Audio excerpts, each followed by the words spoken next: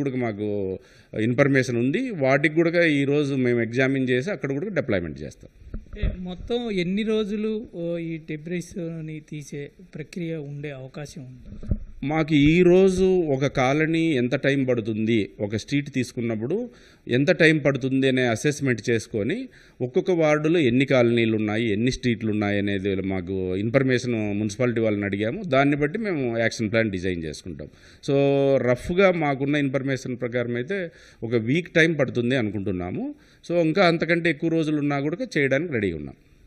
అయితే అంటే ఈ వాహనాలు రాష్ట్ర వ్యాప్తంగా ఎట్లాగా రప్పించారు? ఎందుకంటే స్టేషన్కి ఒక్కొక్కటే ఉంటాయి. అంటే ఏ విధంగా ఈ వాహనాలని రప్పించారు, ఎట్లా ఉంది?